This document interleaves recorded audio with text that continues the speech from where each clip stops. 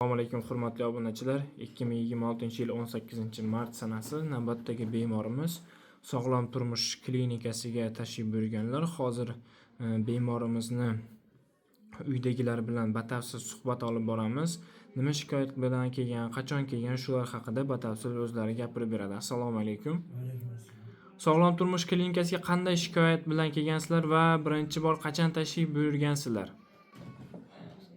Bu klinikaga nevaramni olib kelishimiz sababi shu noyabr oyida edi. YouTube'dan ko'rib, YouTube kanaldan ko'rib, endi umid qilib olib keldik. Yurmasdi, gapirmasdi, 3 yoshdan o'tib ketdi. Yurmadi, gapirmadi. Shunga olib keldim. Endi mana Xudoga shukr, mana dorilar berishdi. Qayta olib kelyapman. Mana shu davrdisida mana mart oyi bo'lsa, hozir mana Xudoga shukr yuryapti, gapiryapti. Gapirishi ket. Ovozni. Bu yoqqa nima yurmagan?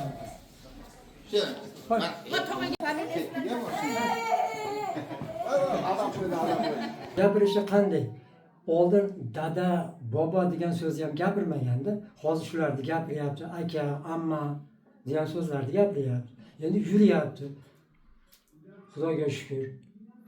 Oldin qanday shikoyatlar kuzatilgan shu nevarangizda? Shular haqida batafsil tushuntirib ketsangiz obunachilarga. Oldin nevaramda ishtahasi yo'q edi. Ichi kelmas edi. 3 kunda, 4 kunda bir ich kelardi. Nega uyqusi yo'q edi. Nega injiq edi. Shu uyqusi kechasi bilan uxlamasdi pashti bir xil mahallarda. Yurmasdi, gapirmasdi. Ovqatni tanlab yerdi.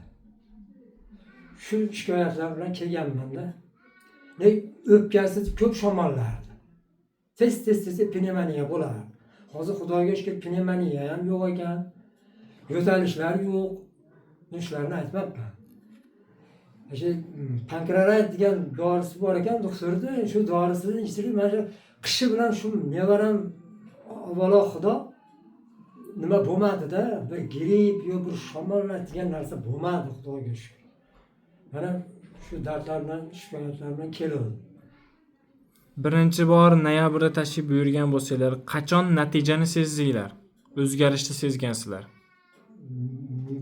Doktor mana Manzura opa aytdi, bir oyda Xudo xolasa o'zgarish sezasiz dedi. Men bir oyda sezdim-da.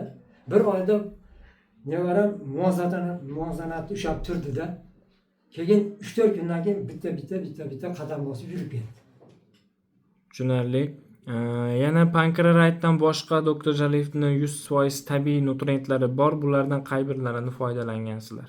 Biz sog'lom ichak, Neuraray, jon quvvat, yana sabr malham degan dorilardan ichdik. Bularni iste'mol qilgandan keyin qanday o'zgarish sezdingiz? Ya'ni o'sha sog'lom ichak, Neuraraytlarni qabul qilgandan keyin. Nevaramda qandaydir bir injiq edi. Xudoga shukr, shu Neuraraytni biz bittadan berib yurgan ekanmiz-da. Ikkitadan bering dedi, ikkitadan berganimizdan keyin qandaydir bir o'zini bosib nima bo'lib qoldi-da, injiqlari ham yo'qolib qoldi hozir. Lekin sog'lom ichak. Sog'lom ichakni ichirganimizdan keyin shu 4 kunda dori bilan keltirib olardik ichini. Sog'lom ichakni berganimizdan keyin mana kunda sog'lom odam deb bo'lib, kunda keladigan bo'ldi-da, Xudoga shukr. Ya'ni sizlarni ko'rib turgan obunachilar ichida ishonadigan, ishonmaydigan kuzatuvchilar bo'lishi mumkin. Shu sizlarda shikoyatinglarga o'xshash bemorlar bo'lsa, qanday tavsiya berasizlar? Men o'zimizni qishloqda ham ko'p nimalarga tavsiya berdim. Men chunki bir oyda Xudo xolasa, endi avvalo Xudo bir oyda natijasini ko'rasiz deganda men bir oyda ko'rdimda, ko'zimga yosh kelib ketdi-da, chunki bu qiz yurmaydi, gapirmaydi. Autizm deyishdi-da bu qizni. Endi olib kelinglar bolalaringlarni. Meni farzandimga o'xshab gapirmagan, yurmagan bolalar bo'lsa olib kelinglar. Xudo xolasa yaxshi bo'ladi hammasi. Men ko'zim bilan ko'ryapman, mana yerda ham yaxshi bo'lib ketganlarni, bitta meni nevaram emas. Ko'ryapman, olib kelinglar. Xudo xolasa yaxshi bo'ladi hammasi. Sizlarga tavsiya qilaman olib kelishinglar. Rahmat, biz ham xursandmiz bizdan shunchalik katta natijalarga erishganinglardan. Alloh o'zi shifo bersin, sog' salomat bo'linglar. Rahmat. Sizlarga ham rahmat. Hammalarga rahmat. Doktorga, mashinada xizmat qilayotgan barchalarga Xudo nimaki talab maqsadi bo'lsa Alloh bersin. Umrlariga, rizqlariga baraka bersin. Bundan ham oliylarni baland qilsin Xudo. Rahmat sizlarga. Rahmat aytganingiz kelsin.